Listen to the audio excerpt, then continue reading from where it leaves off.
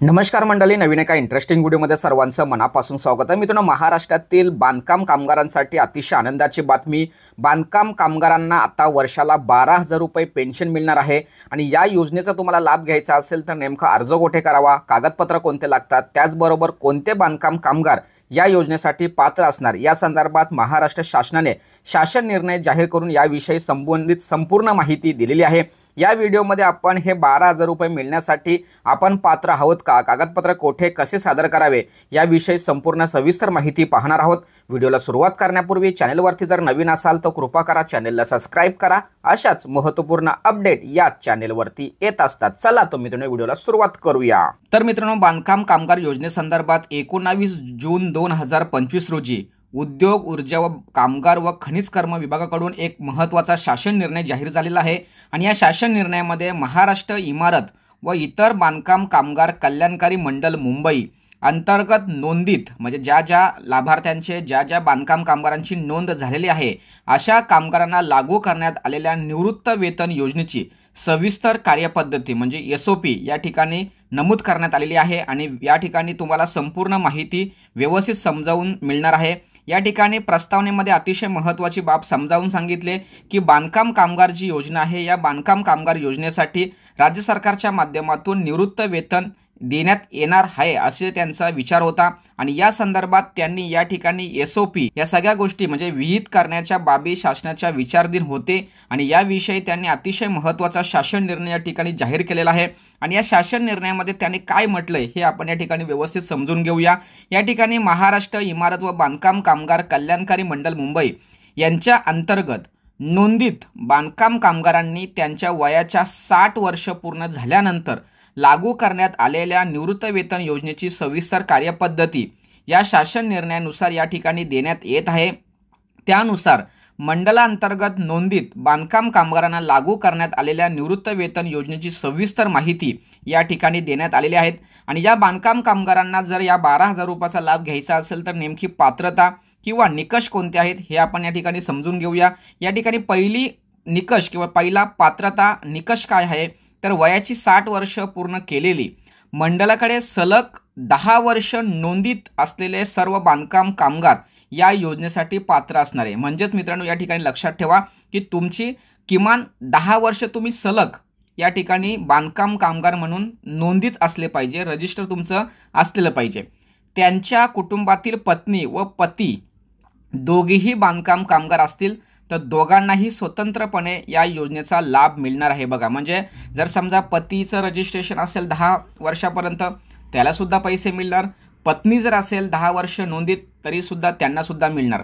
त्याचबरोबर दुसरा मुद्दा बघा, पती पत्नीच्या मृत्यूनंतर संबंधित बांधकाम कामगाराचे पती व पत्नी निवृत्त वेतनकरिता पात्र राहतील, तथापि पती व पत्नी सदर योजनेअंतर्गत निवृत्त वेतन मिळत असेल तर संबंधितांस दुबार निवृत्त वेतनाचा लाभ मिळणार नाही। म्हणजे जर समजा अगोदर या योजनेचा तुम्ही निवृत्त वेतनधारक म्हणून लाभ घेत असाल, पेन्शन म्हणून जर लाभ घेत असाल तर पुन्हा तुम्हाला या योजनेचा लाभ मिळणार नाही। त्याचबरोबर पुढचा बघा मुद्दा, या ठिकाणी अतिशय महत्त्वाचा मुद्दा, केंद्र शासनाच्या आदर्श कल्याणकारी योजनेच्या मार्गदर्शन तत्वानुसार कर्मचारी राज्य विमा कायदा म्हणजे ज्यांचं PF कट होतं, त्या PF कट ज्यांचं होतंय परंतु ते बांधकाम कामगार आहेत तर अशा लाभार्थ्यांना या योजनेचा लाभ मिळणार नाही। लक्षात ठेवा, जो फंड वगैरे जो कट होतो त्यांचा एम्प्लॉईचा फंड, तो जर ते भरत असतील किंवा त्यांचा जर PF कट होत असेल तर त्यांना या योजनेचा लाभ मिळणार नाही।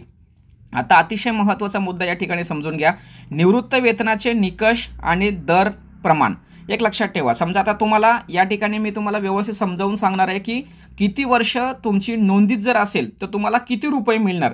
त्या ठिकाणी बघा, मंडळाने नोंदीत पात्र बांधकाम कामगारांना त्यांच्या मंडळाकडील नोंदीच्या कालावधीनुसार निवृत्त वेतन अदा करण्यात येणार आहे।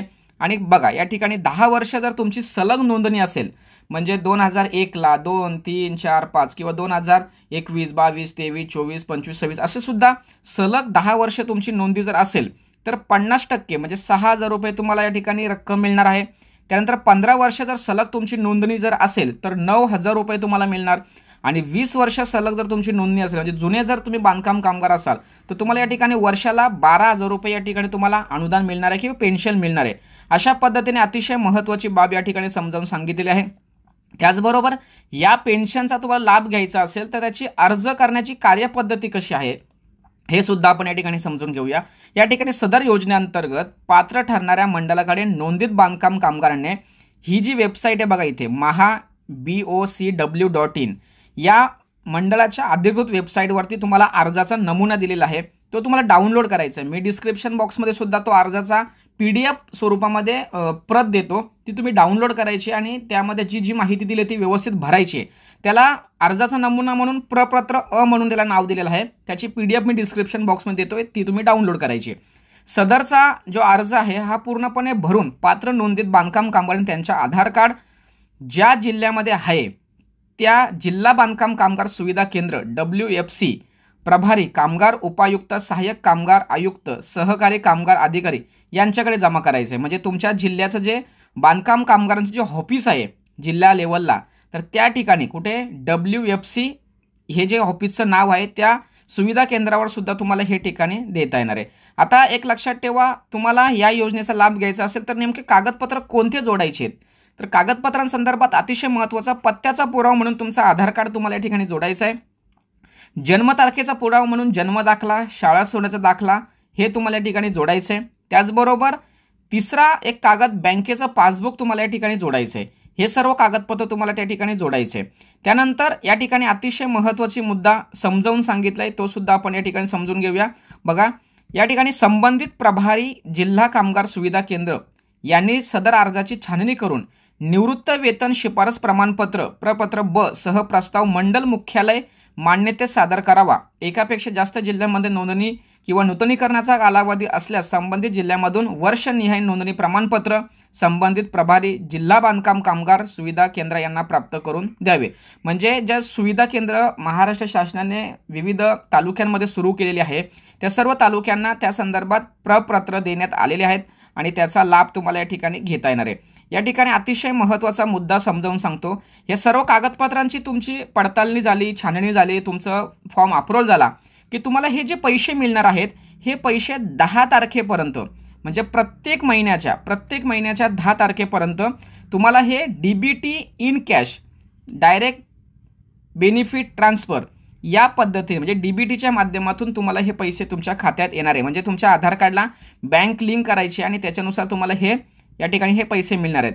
याच शासन निर्णयामध्ये बांधकाम कामगारांसाठी एक अर्ज दिलेला आहे, जो प्रपत्र अ मी तुम्हाला अगोदर सांगितला तो प्रपत्र सुद्धा या ठिकाणी दिलेला आहे.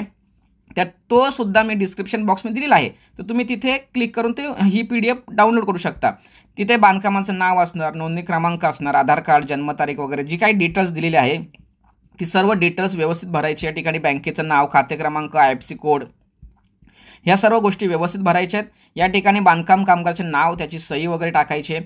त्यानंतर या ठिकाणी एक शिफारस पत्र दिलेलं आहे, हे शिफारस पत्र सुद्धा व्यवस्थित भरायचं आहे कामगारांचं. ज्यावेळेस तुम्ही हे फॉर्म घेऊन जाणार तर फॉर्म घेऊन गेल्यानंतर या ठिकाणी त्यांची सही वगैरे या ठिकाणी करून तो तुम्हाला मिळते. अशा पद्धतीने या ठिकाणी वर्षनीय नोंदणी प्रमाणपत्र सुद्धा आहे.